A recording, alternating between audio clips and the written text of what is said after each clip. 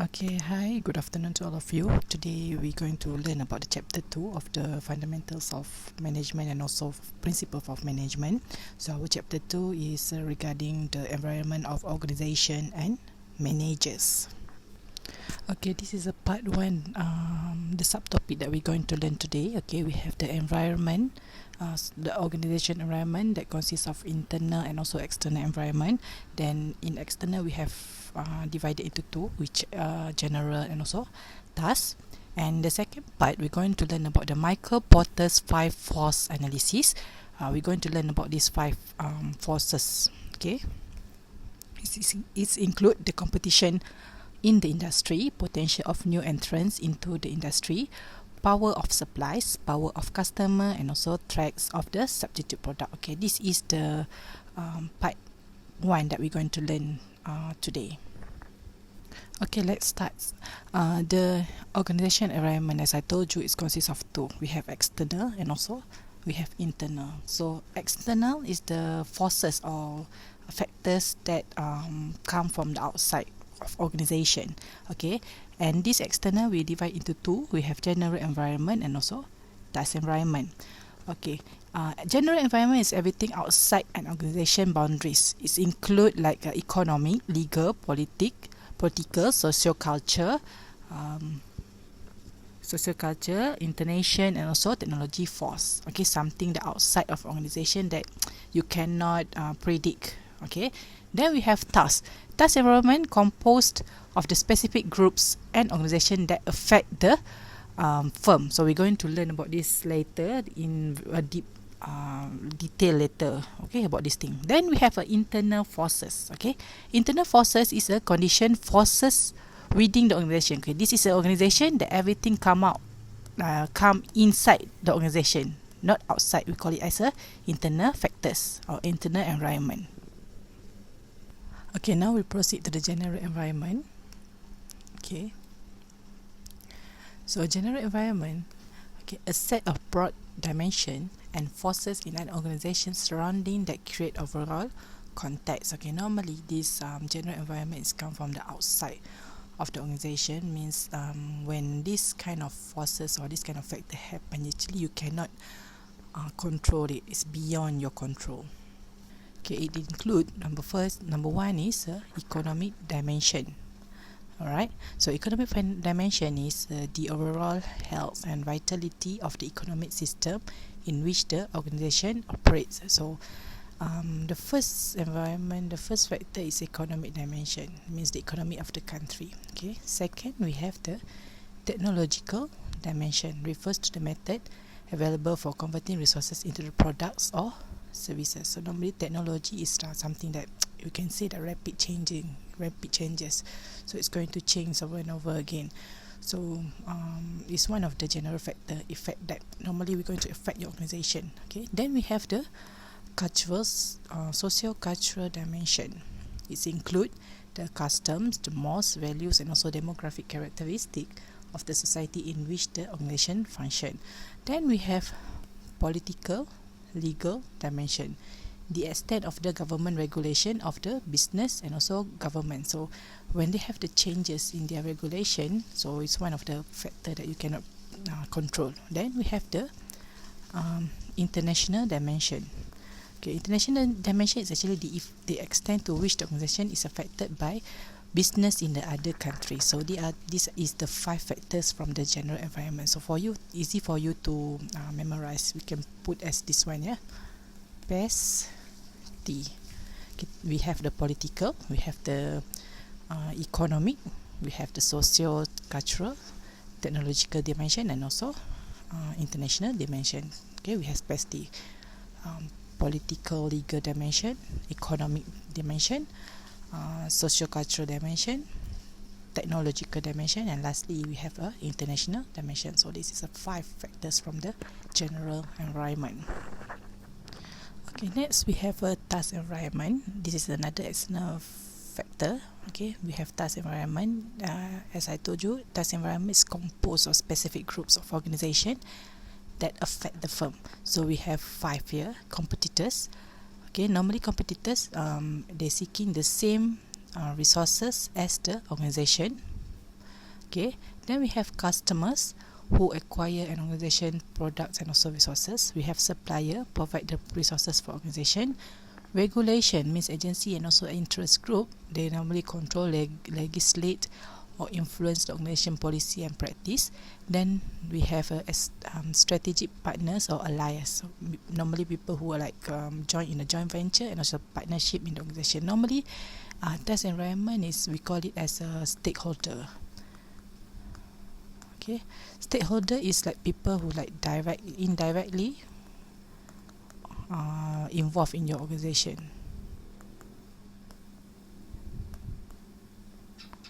Okay, I said then we have test environment, competitors, customers, suppliers, regulators, and also strategic partners.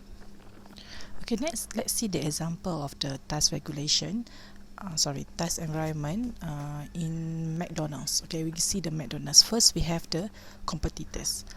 Okay, inside the McDonald's, who is the competitors of McDonald's? Okay, we have the Burger King, Wendy's, Subway, and also Dairy Queen.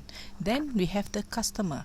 Okay, customers. Okay, include whether the customer are individual customer or institutional customer, means the organization. Then we have a suppliers. Who is the McDonald's supplier? Example, we have a Coca-Cola, we have a wholesale food processor and also packaging manufacturers. Then we have strategic partners. Strategic partners is include Walmart, Disney, and also foreign partners. Then lastly, we have a regulator. What kind of rules and regulation, what kind of law that McDonald's need to follow? Okay, we have the Food and Drugs Administration, Securities and also an Exchange Commission, and also Environmental Protection Agency. Okay, this is the example of the task environment. Okay, as I told you before, we have a task and also general. Okay, general is include PESTI. Okay, PESTI, political, and also legal dimension. We have economic dimension. We have socio-cultural. We have technological dimension, also international dimension. Okay, I hope you're clear about the general and also task environment.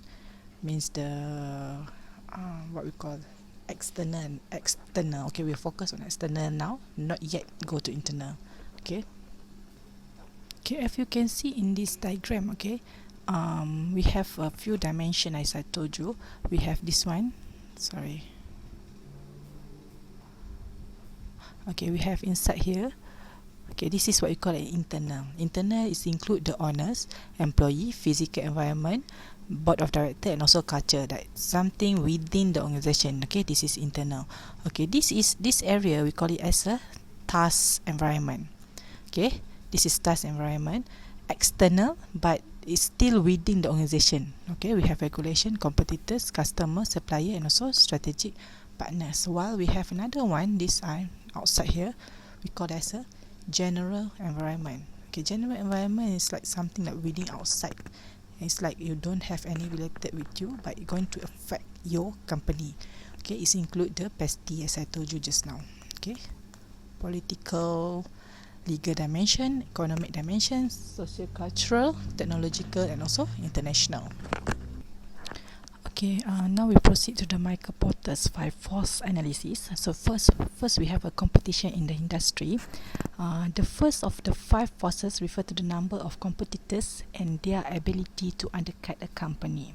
So, example I can give you, the larger the number of the competitors, along with the number of equivalent products and services they offer, the lesser power of company have. Means the number of competitors you have means you're going to have a less power. Okay,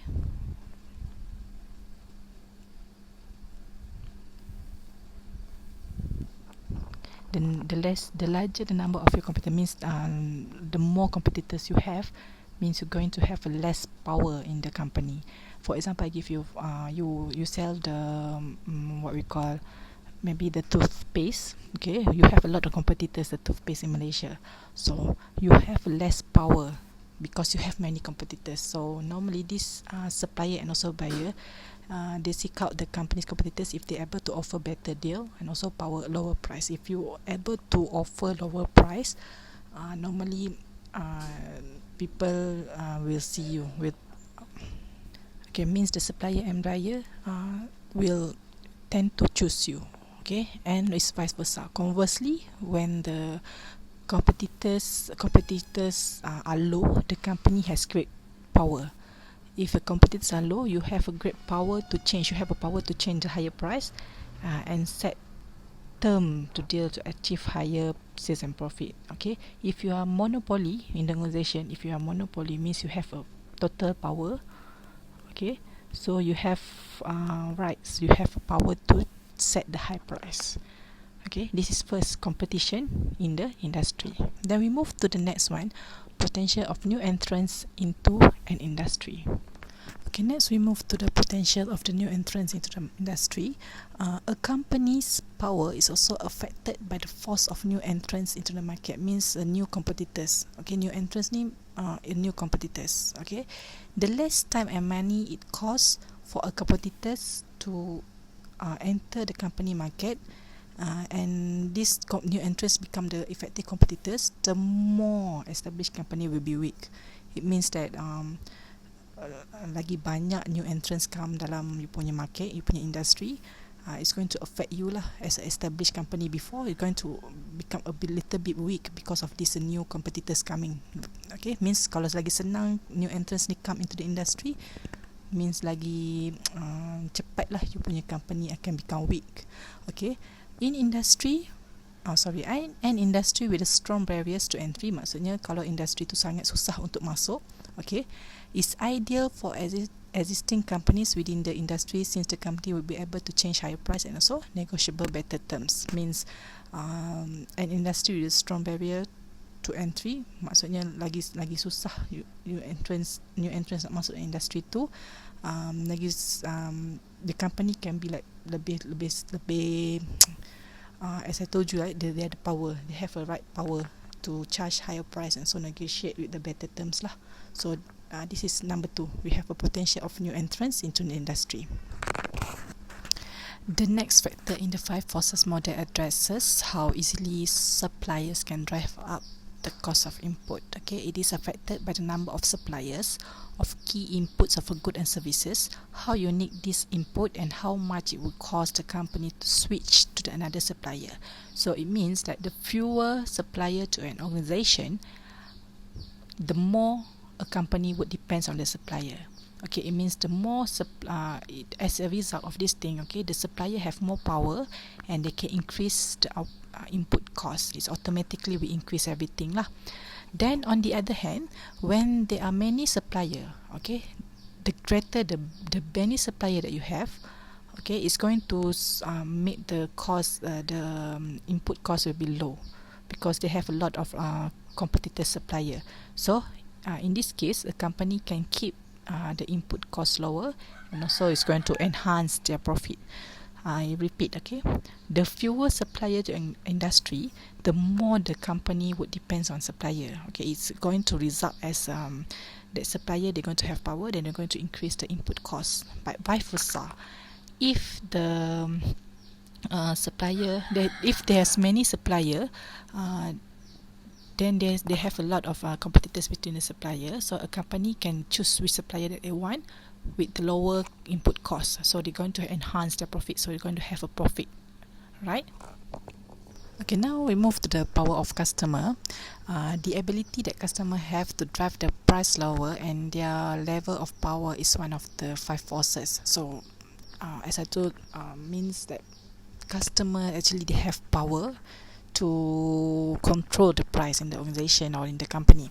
So how many buyers at the company has means the smaller or more powerful client base, means that each customer they have power to negotiate for lower price and also better deals. Means that the small customer that you have, okay, normally you will take care of this customer, okay, so it's very easy for them to deal or negotiate with the to deal and negotiate for the lower price. Okay, if it's vice versa, okay, if the company have a many many customer, they will have a easier time to charge higher price to increase the profitability. So the more customer you have, you can normally you can increase your price, and also automatically will increase your profitability. Alright, now we proceed to the traits of a substitute product and services. Okay, the company means the last. This is the last of 5 factors that focus on the substitute. So the substitute goods and services can be used in the place of the company product and services pose a threat. So substitute. Okay, in this case, substitute means the alternative product. I give you an example. Example is Coca-Cola. Okay, the substitute product or alternative product of the Coca-Cola is Pepsi. So let's say if the price of the Coca-Cola is increased, okay, you can have another option, which is Pepsi. You can buy a Pepsi, alright? So the company that produce goods and services for which there are no close substitute will have more power to increase price. Means the product that you produce, or the goods that you produce, or the services that you give, there's no close substitute. Nobody will give the alternative. You have power to increase the price. While means if you have the close substitute, as I told you, Pepsi and also Coca-Cola, they are available. I means if the substitute are available, the customer, they have option to forego buying the company product, and also they have power, and the company's power can be weakened. So I give you example Pepsi, as I told you, Pepsi and also Coca-Cola. Okay, let's say Coca-Cola increase the price. Okay, so you as a customer, you have another substitute product, which is you can go buy Pepsi. So automatically the company, Coca-Cola company, will be weakened, right? Okay, now let's proceed with the internal environment. So as I told you, internal environment refers to the condition and stakeholder that forces within the organization. The condition were only within your organization. Alright, so normally we have 1, 2, 3, 4 people that involve 4 factors that involve in the internal environment. First, we have the owner. Okay, the owner is someone who have legal property rights to a business. Okay, the owner of that business. Then we have a board of director, normally elected by the stakeholder to oversee the general management of firm to best serve the stockholder interests. Normally the board of director, they normally hold the share of the company. Alright. Then we have employees. Employees also people inside the organization, so they are internal environment factors. Employee is people who work for the firm and have a vested interest in its continued operation and existence. Other than that, we have the physical work environment, means that the organization and the work that people do, the work environment inside the organization. Okay, this is the 4 factors of the internal environment: owners, board of directors, employee, and also physical work environment. Okay, now let's move to the ethics. Now in ethics we have 2. We have individual ethics and also managerial ethics in the organization. So first of all, you need to understand, you need to know what is ethics, the meaning of the ethics. So ethics actually an individual's personal belief regarding what is right and wrong, or goods and bad. So ethics actually your personal belief, you as an individual. Okay, what is your belief regarding what is the thing that you do is right and what is the thing that you do is wrong. Okay, ethic behavior is actually the behavior. This behavior is in the eye of the beholder. So however, it also refers to the behavior that conforms to generally accepted by the social norms. Okay, ethics behavior is like social norms accept or not that kind of behavior. Okay, example of the unethical behavior. When we talk about unethical behavior, means something that bad behavior. Okay, it include borrowing office supply for personal use. Then maybe we have surfing the internet in the company on a company time. During your work time, you surf the internet. Okay, there's a lot of I think you know what's an unethical behavior, something that bad inside the organization. For example, you supposed to do your work, but maybe you watch movie. Okay, that is an example of an ethical individual behavior in the organization. Alright, now let's proceed to the managerial ethics. So in managerial ethics, there are 3 areas normally that are concerned for the manager ethics. We have the relationship of the firms to employees, the employees to the firm, and also the firm to other economic agents. Okay, we first relationship between the organization and employee, employee with the organization, and also organization with other agent, other economic agent. Okay. Okay, now let's proceed with the relationship of the firm to the employee. So this is the firm. Sorry. Okay, wait. Okay, this is the firm and this is employee. Okay, what are the relationship of the firm, the ethics that normally done by the organization to an employee? So normally organization, they are going to hiring and firing, wages of work conditions, and also privacy and respect first. The relationship of firm to the employee is this one.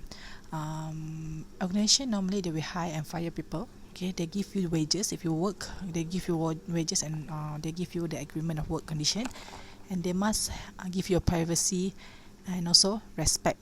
While the employees to firm relationship, we have this one. Okay, it can be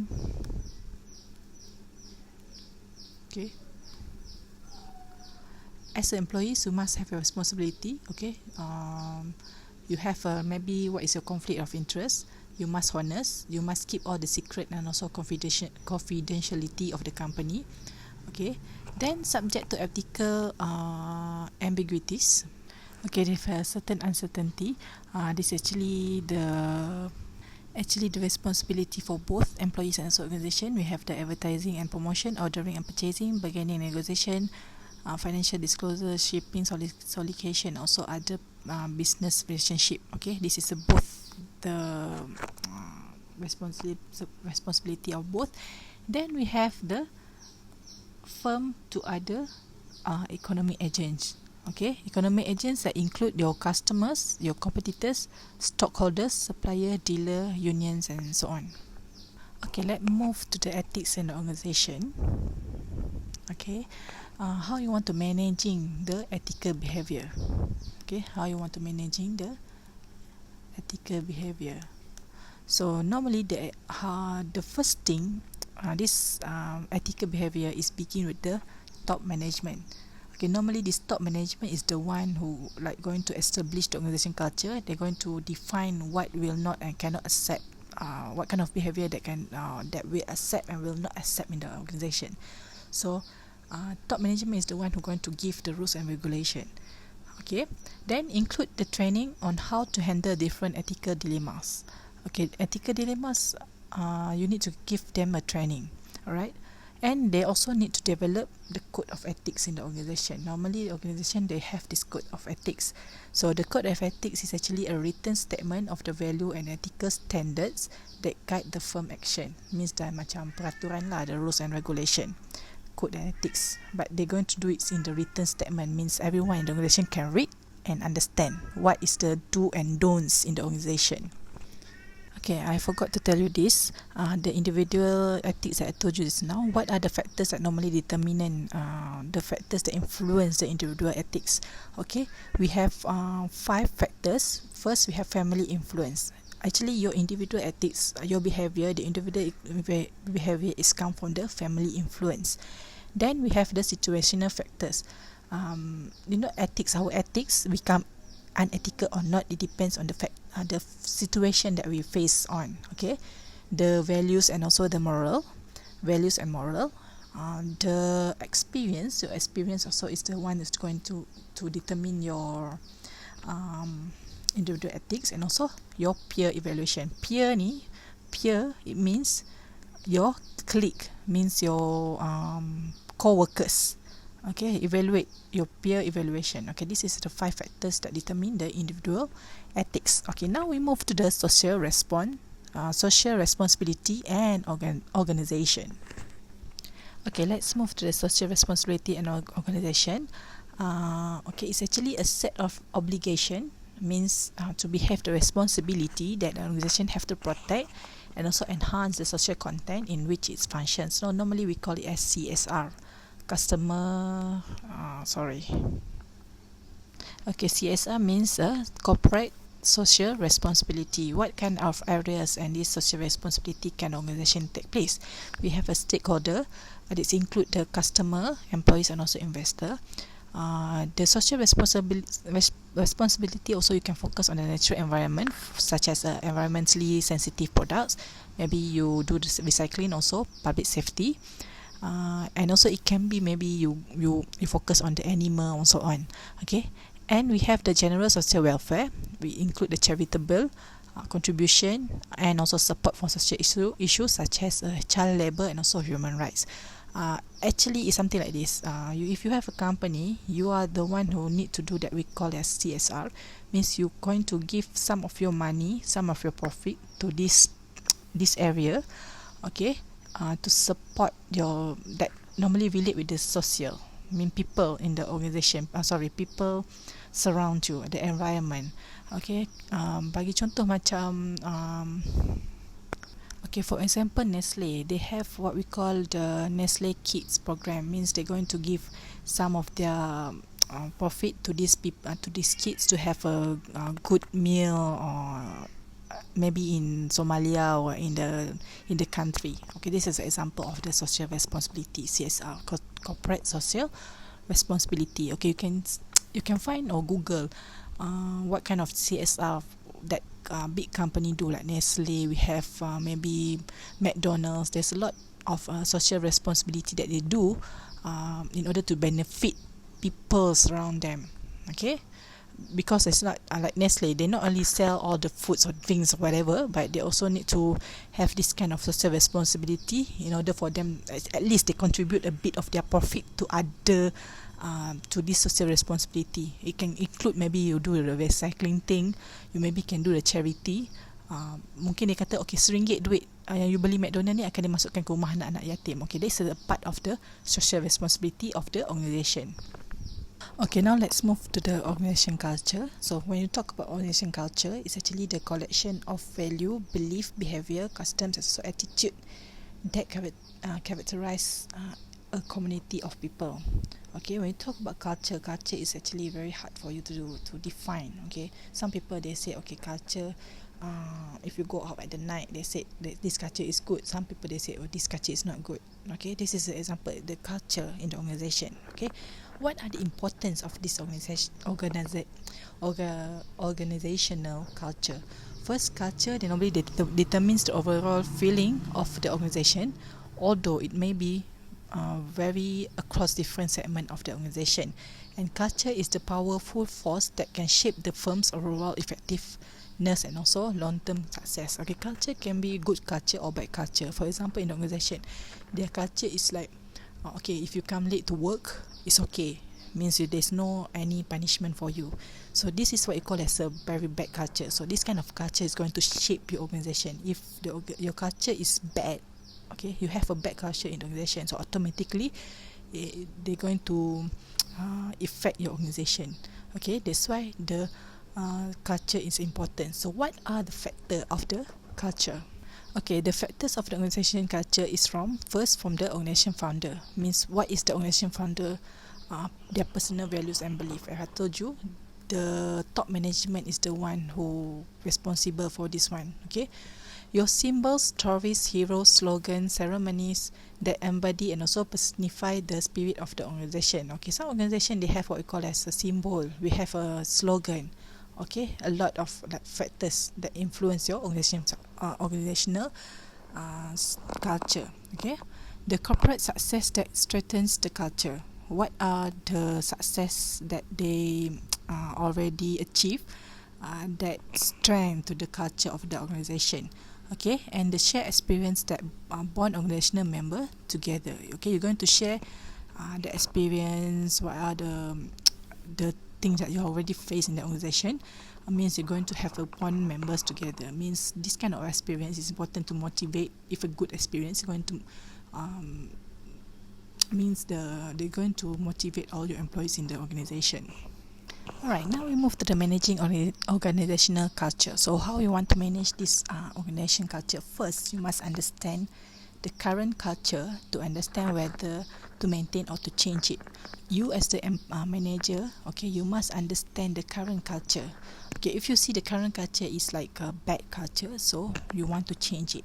Okay, if a good one, you want to maintain it. So you must understand the current culture first before you want to maintain or to change it. Okay, then we have articulate the culture through slogan, ceremonies, and also shares experience. Okay, you want to show the culture by slogan. You can do the ceremonies, also you can share experience to all your employees, and also you can reward and promote people whose behavior are consistent with desired cultural value. Okay, you know that it's very easy for if you are an employee, if you want to be motivated to come to the organization or what, to come to the work or whatever, to do the better work. Okay, rewards and also promotion is the one that can motivate you. So in order for you to manage the organization culture, you can give a reward or promote your employee. Okay, that they are consistent. If they have a consistent and also desired with the desired cultural value, you can give them promotion or you can reward them. Okay, it can be reward can be monetary or non-monetary. You can give them money, or you can give them maybe recognition or maybe gift and so on. Okay, lastly for this chapter, okay, we have a changing on organizational culture. How you want to change the organization culture? Okay, first you develop a clear idea of what kind of culture you want to create. Okay, you must have the clear idea what culture you want to create. You cannot just simply okay, I want to change. Okay, then bring in the outsider to important managerial position. Okay, then adopt new slogan, story, ceremonies, and also purpose with the tradition. So this is the way how you want to change the culture, because people are really hard to change. Okay, they're resistant to change, but this is the way you can take lah. Normally this is going to take time for you to change, but at least try to change the culture that you think is not good for the organization. Okay, that's all for this second topic for the fundamentals of management, also principle of management. So the code of the quiz is,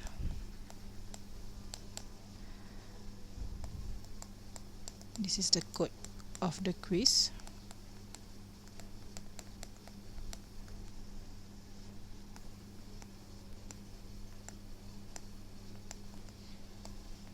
Okay, environment 02 MGNT.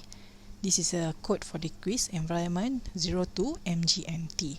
So please answer the quiz.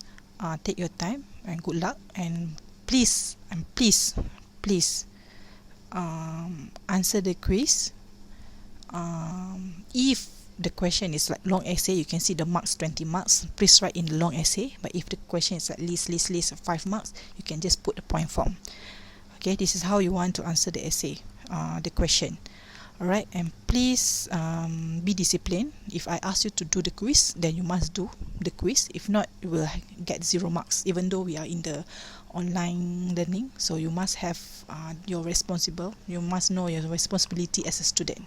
So thank you and goodbye.